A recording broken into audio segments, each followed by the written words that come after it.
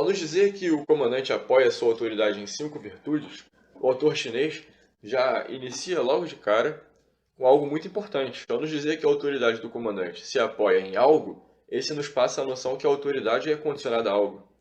As 5 virtudes nesse caso.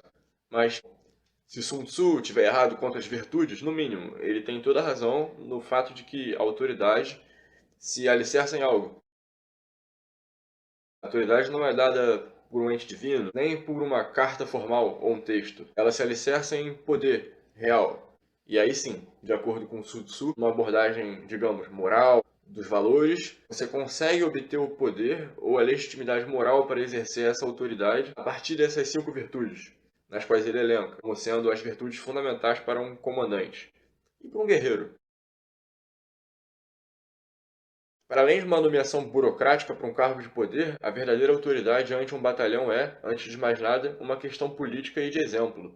Não existe soldado algum no mundo disposto a colocar sua vida em risco ao seguir as recomendações e planos daqueles que ele não admira e, sobretudo, não respeita. Para conquistar a verdadeira autoridade sobre suas tropas, o comandante, segundo Sun Tzu, deve executar na prática essas 5 virtudes. É aquilo que eu comentei antes.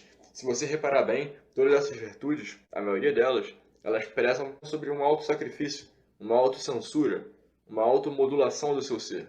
Uma espécie de código de ética. Não por acaso, as práticas relacionadas aos conceitos que a gente observou antes, justiça, benevolência, integridade moral, formam o núcleo duro do que é a manutenção da autoridade moral, e tem a ver sobretudo com o respeito, quanto às práticas relacionadas aos conceitos de sabedoria, bravura, são, em geral, as ideais para um conquista inicial de autoridade, que tem a ver com a admiração.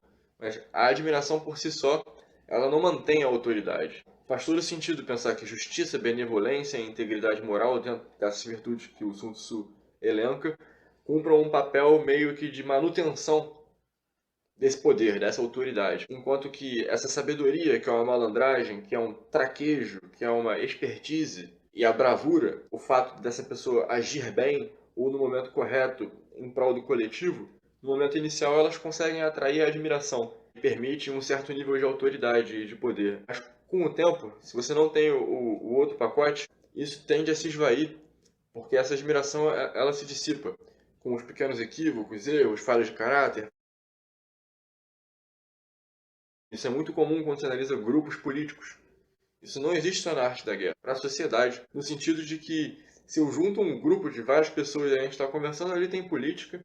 Por muitas vezes, a gente vai ver que num grupo político, a liderança mais forte, mais consolidada, ela não é aquela pessoa que tem aquele perfil mais chamativo. Muitas vezes nos partidos políticos, por exemplo, a gente vê que o grande nome do partido nem sempre é o presidente do partido. A gente vai ver que tem até certa culpabilização dessa pessoa. Mas esse pragmatismo, de certa forma, confere a ele a manutenção da sua autoridade moral, desde que ele consiga cumprir com a sua palavra, desde que ele consiga cumprir com a sua benevolência e também com a sua justiça. Essa simples sentença, como a gente pode ver, já se mostrou bastante frutífera para a gente buscar algumas coisas, buscar algum entendimento, entrar nesse contexto. E olha que é só uma frase. Nada em Sun Tzu é trivial.